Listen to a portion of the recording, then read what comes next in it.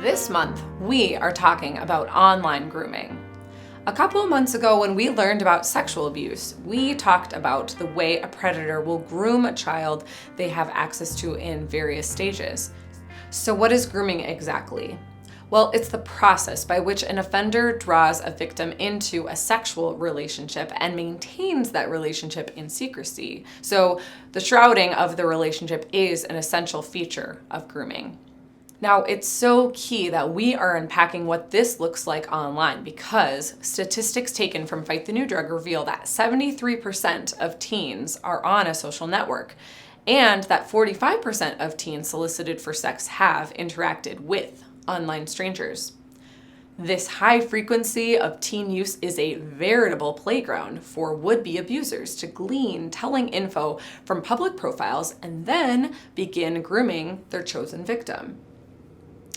So to a degree, our society has largely groomed both kids and adults alike by suggesting through our popular culture that sexual objectification is completely normal. We are desensitized to it.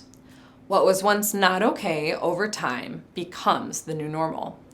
When it comes to grooming through apps or online gaming, there is a gradual invasion of boundaries that is fueled by the predator meeting a need in that victim and using the relationship to exploit and control.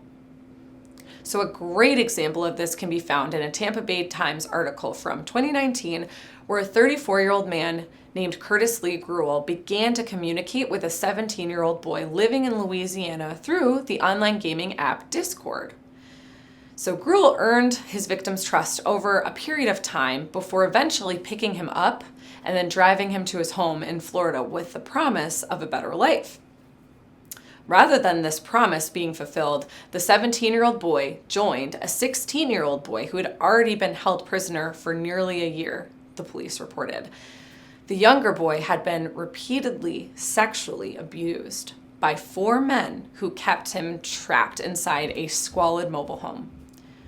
The boys were eventually freed in May of 2019, and after a lengthy investigation, their alleged captors were rounded up. Anywhere people have access to the internet and access to kids, some people are going to try to use it as a tool to lure kids out, said FBI Special Agent Kevin Kaufman of Orlando. You're pretty much inviting the world into your living room with these online gaming apps. This doesn't mean that kids can only be groomed by strangers, like we talked about previously with sexual abuse. Children are most often abused by someone that they know.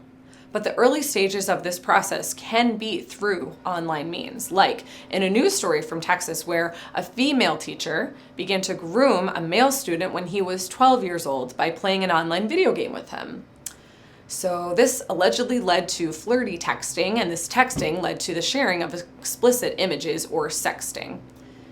The police affidavit citing the student said that this relationship actually culminated in the two having sex just before the boy turned 13.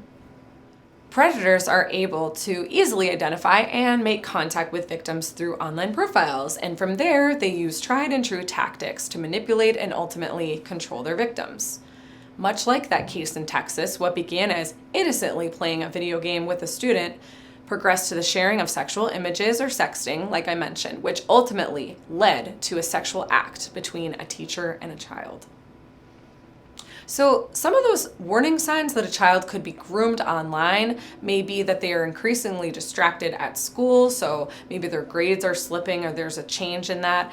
There's exhaustion, so they may be staying up late when no one's awake to engage in sexting or other sexually risky behavior. Maybe they're anxious when they receive a notification, and this could actually mean that the grooming relationship has moved to sexual extortion. Maybe they're being blackmailed to send nude photos. Maybe they've received an expensive gift, something they've really been wanting, and this could even mean online gaming tokens or a new designer handbag.